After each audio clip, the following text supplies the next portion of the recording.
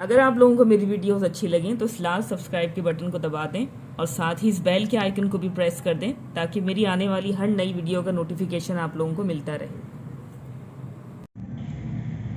बिस्मिल्लाहिर्रहमानिर्रहीम, अस्सलाम वालेकुम। आज मैं आप लोगों के लिए एक्सरसाइज 1.5 का क्वेश्चन नंबर 3 सॉल्व करूंगी। तो चलिए वीडियो को स्टार्ट करते हैं। सवाल है आपके पास, find the conjugate of the following complex numbers. ठीक है, यहाँ पर आपको जो है वो कुछ कॉम्प्लेक्स नंबर्स दिए हुए हैं, आपने जो है उनका कॉन्जुगेट फाइंड करना है। तो किस तरीके से आप फाइंड कर सकते हैं, देखिए सबसे पहले जो है वो आप इस कॉम्प्लेक्स नंबर को इस तरीके से z के इक्वल ले लेंगे। ठीक है, क्योंकि आप कॉम्प्लेक्स नंबर को डिनोट ही z से करते हैं। ठीक है, तो आपने इस नंबर को जो है वो z के इक्वल ले लिया। अब देखिए यहाँ पर आपने इसका कॉन्जुगेट फाइंड करना है, तो इसलिए क्या चीज़ आप करेंगे, यहाँ पे इसके ऊपर लगा देंगे ये बार।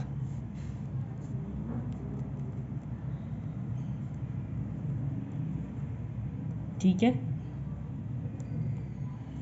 और ये चीज़ आप हमेशा जहन में रखिएगा, जब आप कॉन्जुगेट फाइंड कर रहा हूँ तो in conjugate you just change the sign of imaginary part. ठीक है, जब आप कॉन्जुगेट जो है वो फाइंड कर रहे होते हैं तो आपने सिर्फ और सिर्फ इमेजनरी पार्ट का साइन जो है वो चेंज करना होता है, रियल पार्ट का नहीं।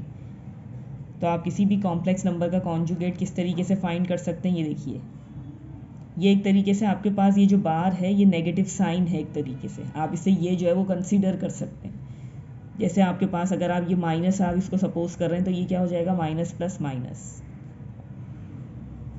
ठीक है, इस तरीके से, and this is your required answer.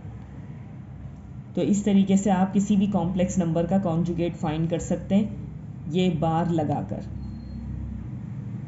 ठीक है, तो ये क्या हो जाएगा, माइनस प्लस माइनस। या अगर आप इस तरीके से इसको माइनस साइन नहीं कंसीडर करते तो जो मैंने अभी आपसे कहा कि अगर आपने जो है वो कॉन्जुगेट फाइंड करना होता है तो उसमें क्या चीज़ होती है कि जो भी आपके पास इमेजनरी पार्ट होता है आपने उसका जो है वो सिर्फ साइन चेंज करना होता है। अगर प्लस है तो माइनस हो जाएगा, माइनस है तो प्लस हो जाएगा। ठीक है, तो सेकेंड पार्ट है आपके पास ये ऑर्डर पेयर। ठीक है, अगर आपके पास ऑर्डर पेयर फॉर्म में सवाल है तो वो भी कोई मसला नहीं है, क्योंकि ये भी आपके पास जो है वो कॉम्प्लेक्स नंबर ही है। इसे भी आप इसी तरीके से जो है वो z सपोज कर लें।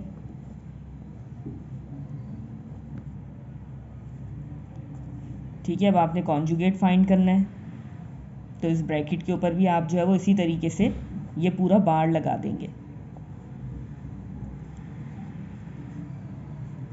ये आ जाएगा एज इट इज़ आपके पास, एंड ये क्या हो जाएगा आपके पास, प्लस का 9 है तो क्या हो जाएगा, माइनस का 9, and this is your required answer. ठीक है, इसी तरीके से आपके पास थर्ड पार्ट है इसका।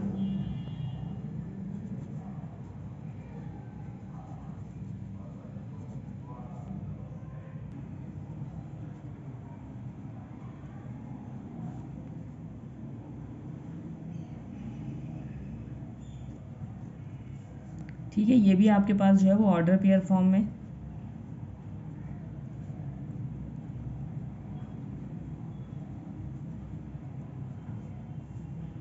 तो कॉन्जुगेट आपके पास क्या आ जाएगा,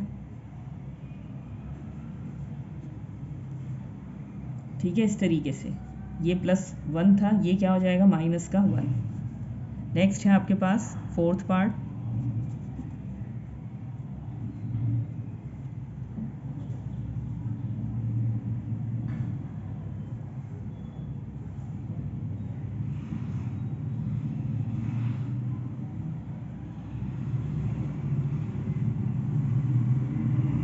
ये हो जाएगा आपके पास प्लस का iota, and this is your required answer. Next है आपके पास फिफ्थ पार्ट।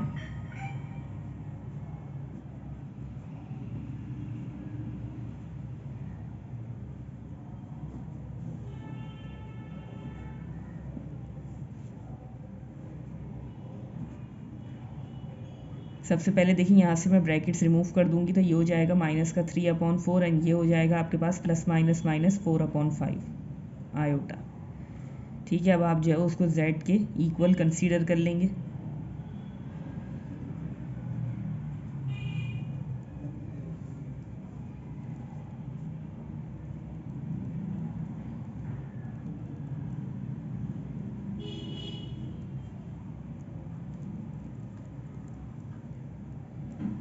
ये हो जाएगा आपके पास माइनस माइनस प्लस, या सिंपल ये माइनस में था तो प्लस में कन्वर्ट हो गया, and this is your required answer.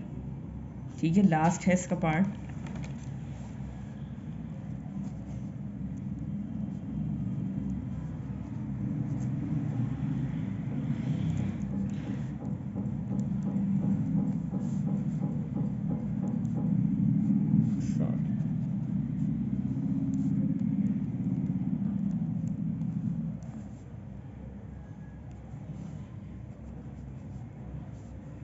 अब देखिए ये जो है वो उसका इमेजनरी पार्ट है, तो ये क्या हो जाएगा आपके पास -3 iota +1, and this is your required answer. ठीक है, इमेजनरी पार्ट का हमने साइन चेंज कर दिया और रियल पार्ट जो है वो एज इट इज़ रहेगा।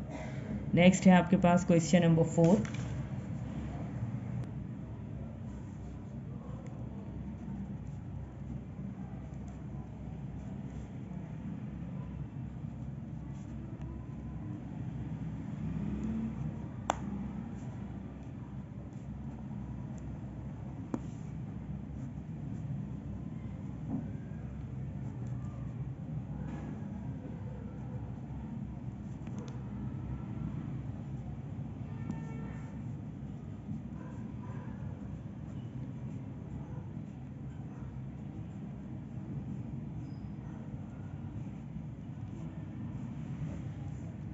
ठीक है, ये आपके पास जो फर्स्ट पार्ट है, सवाल है आपके पास वेरीफाई दैट, किसी भी चीज़ का यानी कि आप जो है वो कॉम्प्लेक्स नंबर का अगर आप कॉन्जुगेट फाइंड करें, ठीक है, और उसके बाद अगेन उसका कॉन्जुगेट फाइंड करें, तो आपके पास जो है वो दोबारा से इस फॉर्म में आ जाएगा, जेड फॉर्म में। ठीक है, या वो दोबारा से जो है वो कॉम्प्लेक्स नंबर आपके पास बन जाएगा। जिस कॉम्प्लेक्स नंबर का आप कॉन्जुगेट फाइंड करें, अगेन उसका कॉन्जुगेट आप फाइंड करें, तो वो जो आपके पास जो रिजल्ट आएगा वो कॉम्प्लेक्स नंबर आ जाएगा। ठीक है, for the following complex number, आपने इसी चीज़ को वेरीफाई करना है इन पार्ट्स के थ्रू।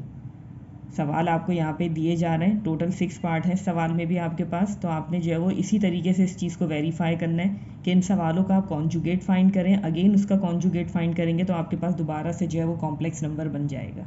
ठीक है, तो ये चीज़ आपने यहाँ पे वेरीफाई करनी है, तो इसलिए आप जो है वो यहाँ पे प्रूफ लिखेंगे सबसे पहले। ठीक है,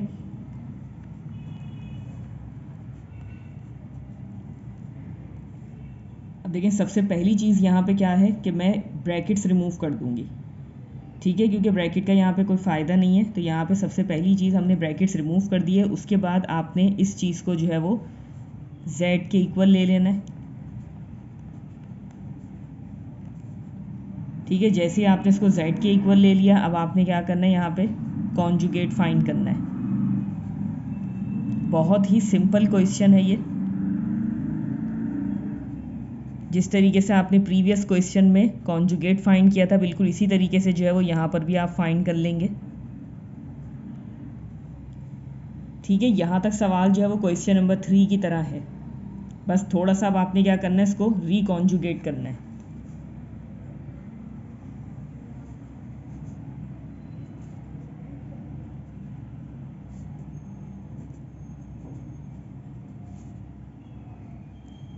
तो ये आपने कॉन्जुगेट फाइंड कर लिया, अब आप इसका अगेन कॉन्जुगेट फाइंड करेंगे, तो वो चीज़ क्या हो जाएगी आपके पास।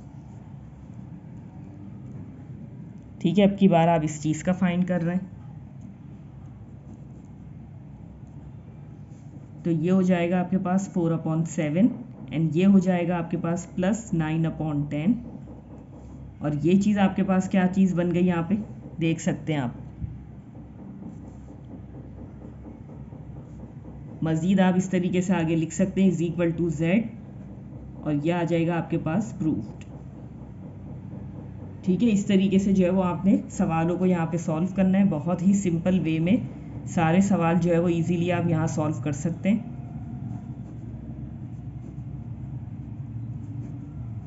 बहुत ही सिंपल एक्सरसाइज है ये।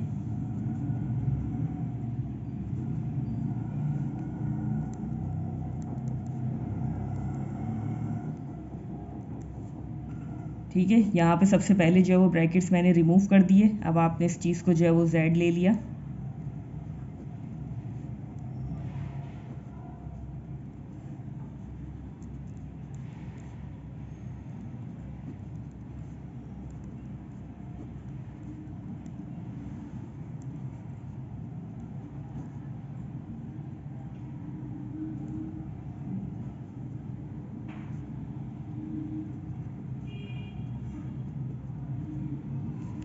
ठीक है, ये आपने इसका कॉन्जुगेट फाइंड कर लिया। अब आपने जो है वो उसको अगेन कॉन्जुगेट लगाना है इस चीज़ पर।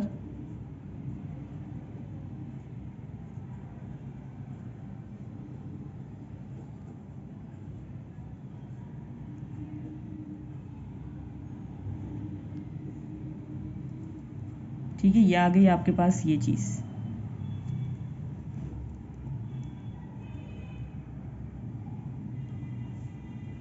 ठीक है, नेक्स्ट है आपके पास थर्ड पार्ट।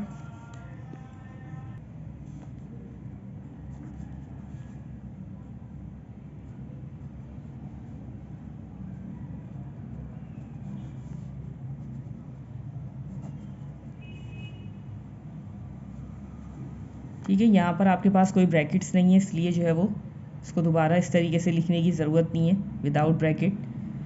तो आपने जो है वो यहाँ पे इसको डायरेक्टली जेड सपोज कर लिया।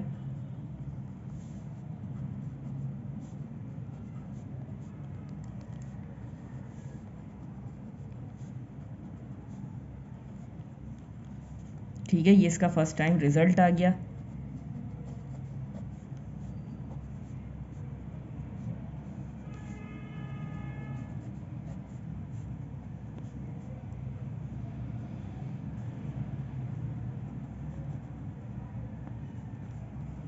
ठीक है, तो ये भी जो है वो सॉल्व हो गया और ये भी आपके पास जो है वो z के इक्वल ही है।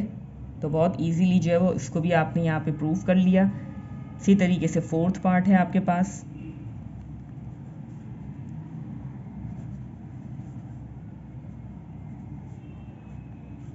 सारे सवाल जो है वो एक जैसे ही हैं तकरीबन।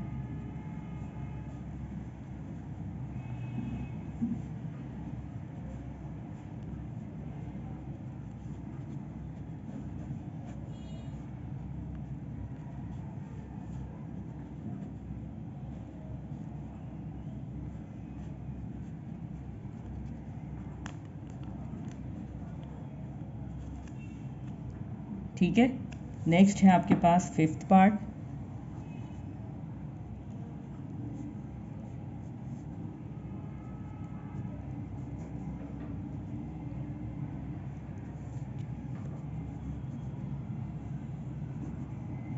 बज़ाहिर थोड़ा सा ये जो है वो यहाँ पे मुश्किल लग रहा है, तो कुछ सिंप्लीफिकेशन है जो इस सवाल में हम यहाँ पे जो है वो परफॉर्म करेंगे।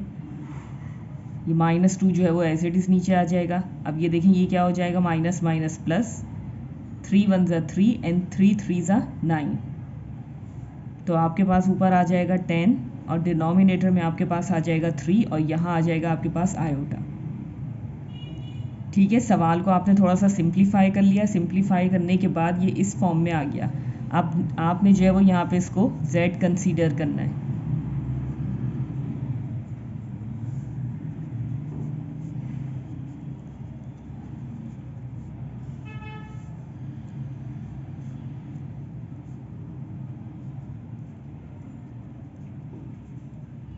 ठीक है, बाकी का जो है वो सारा प्रोसीजर सेम है, सिर्फ सिंपल आपने जो है वो उसके ऊपर ये इस तरीके से बार्स लगा दिए। बार लगाने के बाद यहाँ पर जो है वो इसका साइन इमेजनरी पार्ट का आपने चेंज कर दिया।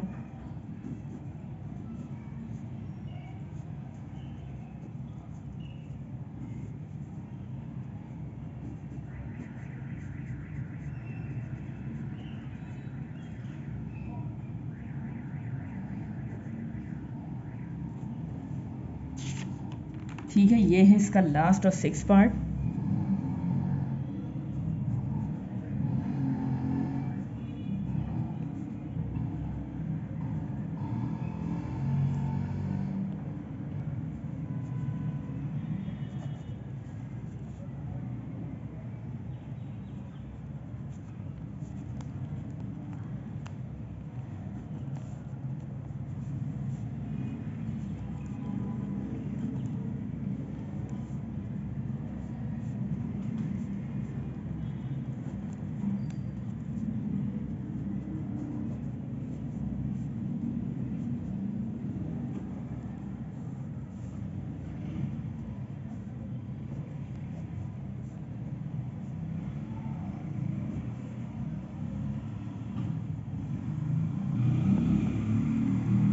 ठीक है, तो इस तरीके से जो है वो तमाम पार्ट्स जो है वो आपने वेरीफाई कर लिए और देख भी लिया कि अगर आप किसी कॉम्प्लेक्स नंबर का कॉन्जुगेट लेके उसको रीकॉन्जुगेट करेंगे तो आपके पास रिजल्ट वही कॉम्प्लेक्स नंबर दोबारा आ जाएगा। ठीक है, नेक्स्ट है आपके पास क्वेश्चन नंबर 5।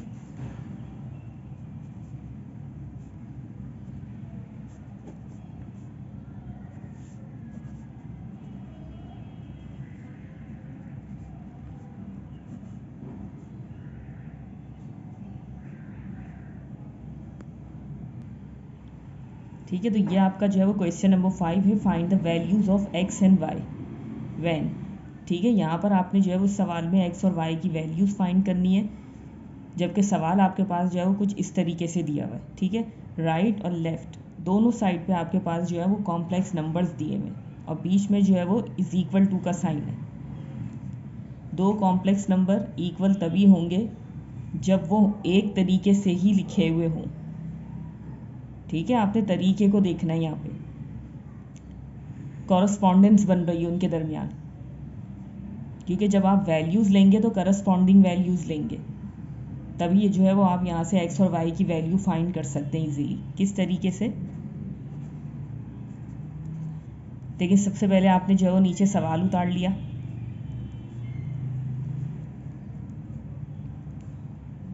अब आपने यहाँ पर एक्स और वाई की वैल्यूज़ को फाइंड करना है, तो किस तरीके से करेंगे। देखें, अगर आप करस्पॉन्डिंग जो मैंने वर्ड यहाँ पे यूज़ किया है, अगर आप यहाँ पे देखें एक्स की बात कर रहे हैं, या आप यूँ कह सकते हैं कि आप रियल पार्ट की बात कर रहे हैं, तो यहाँ से भी आपने इसी चीज़ को पिक करना है। तो ये क्या हो जाएगा, x इज़ इक्वल टू -5।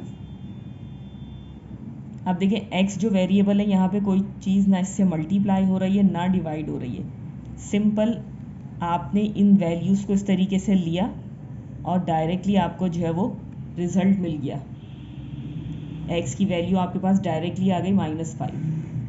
बिल्कुल इसी तरीके से जब आप इमेजनरी पार्ट को कंसीडर करेंगे तो यहाँ पर आपके पास y क्या हो जाएगा, +5 है, प्लस y है, y इज़ इक्वल टू क्या हो जाएगा, +5। And this is the required values. ठीक है,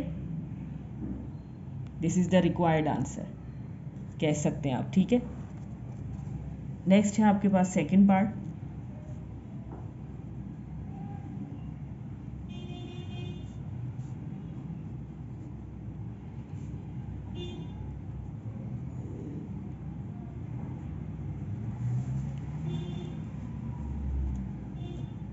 यहाँ पर भी देखें, आपने इसी तरीके से इस चीज़ को सॉल्व करना है। सबसे पहले आपने सवाल को नीचे उतार लिया,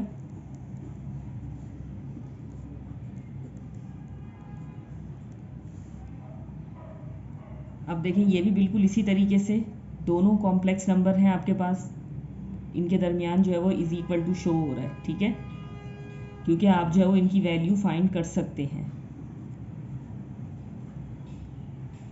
क्योंकि जो रिक्वायरमेंट्स हैं वो बिल्कुल फुलफिल हैं, दोनों सेम हैं। अब देखिए इसी तरीके से आपने यहाँ पे भी इस रियल पार्ट और इस रियल पार्ट को जो है वो एक दूसरे के इक्वल ले लिया।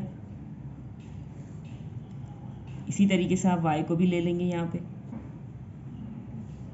अब देखिए यहाँ पर आपने जो है वो x और y की वैल्यू फाइंड करनी है, जबकि आपके पास यहाँ पर x के ऊपर स्क्वायर आ रहा है और y के ऊपर भी आपके पास स्क्वायर आ रहा है। तो इस स्क्वायर को रिमूव करने के लिए यहाँ पर आप क्या कर सकते हैं, दोनों साइड के ऊपर आपको जो है वो स्क्वायर रूट लेना पड़ेगा।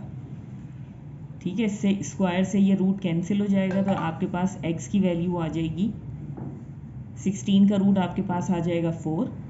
देखें इस चीज़ को इस तरीके से,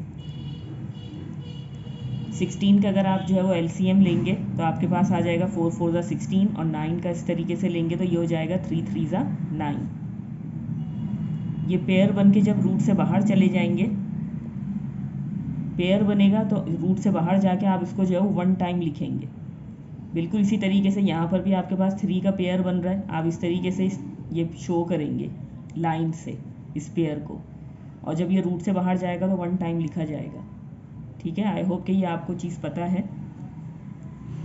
तो इसी तरीके से देखें 16 का रूट आपके पास 4 आ गया और 9 का रूट आपके पास जो है वो 3 आ गया, तो ये आपकी जो है वो रिक्वायर्ड x की वैल्यू आ गई। बिल्कुल इसी तरीके से आप यहाँ पर y पर भी स्क्वायर ले लेंगे, स्क्वायर रूट।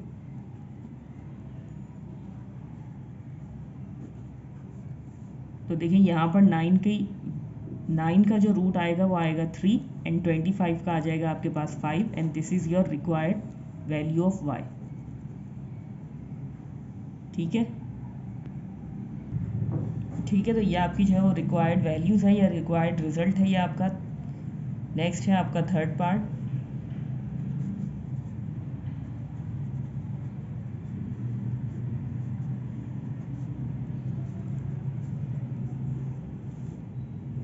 ठीक है,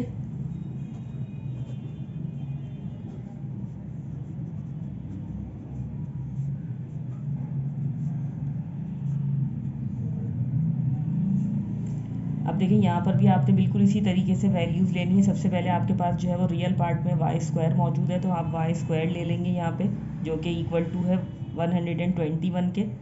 और इसी तरीके से जब आप एक्स वाली वैल्यू को लेंगे या इमेजनरी पार्ट में आप बी की वैल्यू को लेंगे तो वो हो जाएगा आपके पास x/3 इज़ इक्वल टू -9/5।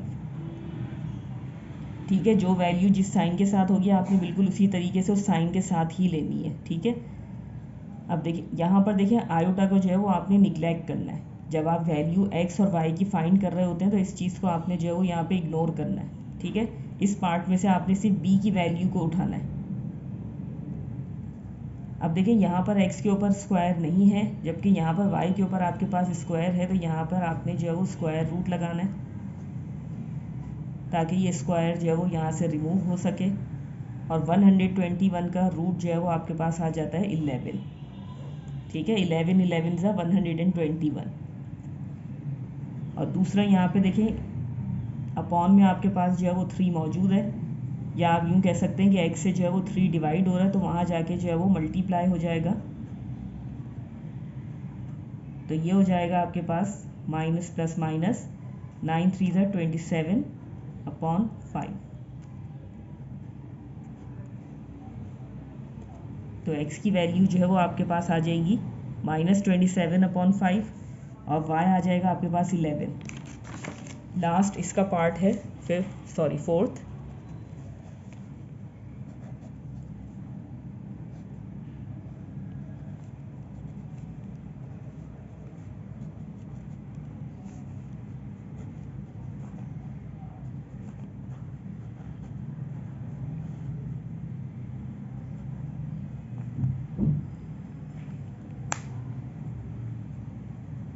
थोड़ा सा जो है वो यहाँ पे कॉम्प्लिकेट करके दिया है, बट कॉम्प्लिकेटेड है नहीं।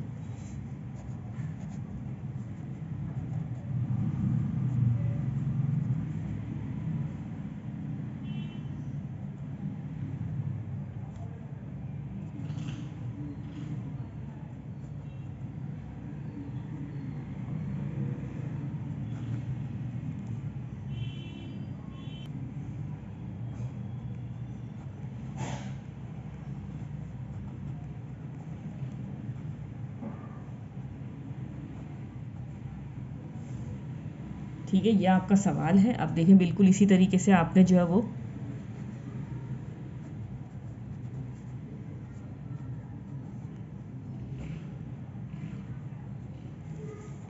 इस वैल्यू को जो है वो इसके इक्वल ले लिया आपने। ठीक है, अब इसी तरीके से इमेजनरी पार्ट्स को भी आप आपस में कंसीडर कर लेंगे, तो ये क्या हो जाएगा -3√2y इज़ इक्वल टू 2√2/9। ठीक है, ये आपस में आपने जो है वो इक्वल ले लिए और इन दोनों को आपस में आपने इक्वल ले लिया। अब देखिए यहाँ से आपने जो है वो x की वैल्यू को फाइंड करना है, तो ये √5/3 वहाँ जाके क्या हो जाएगा ऑपोजिट।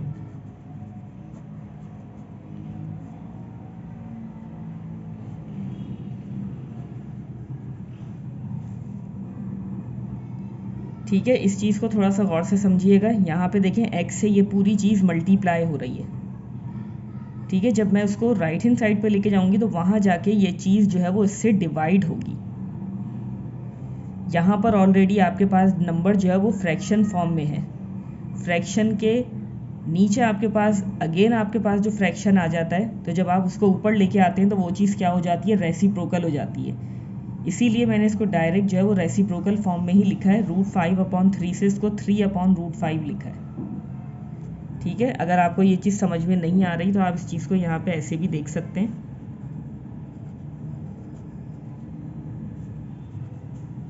अगर देखें इस √5/3 को जो कि x से मल्टीप्लाई हो रहा है, मैं यहाँ पर भेजूंगी तो यहाँ आकर ये डिवाइड हो जाएगा इस तरीके से। तो इस तरह देखें एक फ्रैक्शन के अपॉन में आपके पास एक और फ्रैक्शन आ रहा है। तो जब इस तरीके से डबल फ्रैक्शंस आपके पास आ जाते हैं तो ऐसी कंडीशन में आप क्या करते हैं, ये चीज़ आपने एज इट इज़ लिख दी। अब जो चीज़ आपके पास नीचे है डिवाइड हो रही है, तो वो चीज़ जब ऊपर आएगी तो क्या हो जाएगी, मल्टीप्लाई हो जाएगी। तो वो क्या चीज़ हो जाएगी आपके पास इस तरीके से रेसिप्रोकल। ठीक है, फ्रैक्शन के अपॉन में आपके पास अगर कोई फ्रैक्शन होगा तो जब वो ऊपर आएगा, क्योंकि यहाँ पे ये डिवाइड हो रहा है, जब ये इसके साथ ऊपर आके मल्टीप्लाई होगा तो रेसिप्रोकल हो जाएगा। तो इसलिए मैंने इस चीज़ को डायरेक्टली यहाँ पे इस तरीके से लिखा है और आपको समझा भी दिया ऊपर कि अगर कोई चीज़ आपके पास किसी वेरिएबल के साथ अगर फ्रैक्शन फॉर्म में कोई चीज़ लिखी हुई है तो आप डायरेक्टली इसको इस तरीके से रेसिप्रोकल फॉर्म में या मल्टीप्लाई का साइन लगा के लिख सकते हैं। ठीक है, इसी तरीके से y की वैल्यू को भी आप यहाँ पे ऐसे ही लिखेंगे। ये है -3/√2, तो वहाँ जाके क्या हो जाएगा, ये √2/3 और ये आ गया नेगेटिव साइन। अब आपने जो सिंपल इनको मल्टीप्लाई करना है तो ये क्या हो जाएगा, ये देखें यहाँ पे आपके पास 3 जो है वो रूट में मौजूद है और उससे पहले आपके पास जो है वो 6 है। तो ये 6 और 3 आपस में क्या हो जाएंगे, मल्टीप्लाई, क्योंकि यहाँ पे कोई रूट नहीं है। तो ये हो जाएगा आपके पास 18√3 और ये दोनों रूट्स आपस में मल्टीप्लाई हो जाएंगे जब दो रूट्स इस तरीके से लिखे हुए हों। तो आप इन दोनों रूट्स को कंबाइन करके इनके एलिमेंट्स इस तरीके से अंदर लिख के इसे इस तरीके से लिख सकते हैं। ठीक है, दूसरे लफ्ज़ों में आपने इन दोनों रूट्स को कंबाइन कर दिया, इनके एलिमेंट्स आपस में मल्टीप्लाई हो गए, तो इस तरीके से आपके पास आ जाएगा 2 5 10। तो ये आपके पास x की जो है वो रिक्वायर्ड वैल्यू आ जाएगी। बिल्कुल इसी तरीके से यहाँ पर आपने इस चीज़ को सॉल्व करना है। ये देखें, सबसे पहले नेगेटिव साइन आ गया, ठीक है, फिर ये बाहर वाला 2 आ गया आपके पास। अब ये देखिए यहाँ पर 2 रूट्स हैं और इन दोनों रूट्स में आपके पास जो एलिमेंट हैं वो सेम है, 2 और 2। तो जब इस तरीके से आपने रूट्स को कंबाइन करना है तो जब आप इसको रूट के अंदर एक साथ लिखेंगे 2 × 2 तो वो पेयर बन के रूट से बाहर चला जाएगा और नीचे आ जाएगा आपके पास 9 3 27। ठीक है, देखिए मैंने आपको यहाँ पे बताया था कि दोनों रूट्स को जब आप कंबाइन करते हैं तो उनके एलिमेंट्स क्या हो जाते हैं, इस तरीके से मल्टीप्लाई का साइन लिख के शो किए जाते हैं। अगर आपके पास यहाँ पर भी 2 है तो ये 2 अगर इधर आ जाएगा तो ये पेयर बन के रूट से बाहर चला जाएगा, इसलिए सिर्फ और सिर्फ आपके पास यहाँ आ जाएगा 2। तो आपके पास जो वैल्यू बनेगी y की वो होगी 2 2 4/27 and this is your required answer. ठीक है, तो ये आपके जो है वो रिक्वायर्ड रिजल्ट हो गए। आई होप कि आज की वीडियो जो है वो आपको ज़रूर पसंद आएगी। तो चलिए यहीं पे मैं अपनी वीडियो को एंड करना चाहूँगी इसी उम्मीद के साथ कि जो भी मैंने आपको एक्सप्लेन किया बहुत अच्छे से आपकी समझ में आ गया होगा। अगर वीडियो अच्छी लगे तो लाइक एंड शेयर ज़रूर कीजिएगा और चैनल को सब्सक्राइब ज़रूर कीजिएगा। मिलते हैं फिर आप लोगों से अगली वीडियो में, तब तक के लिए अल्लाह हाफिज़।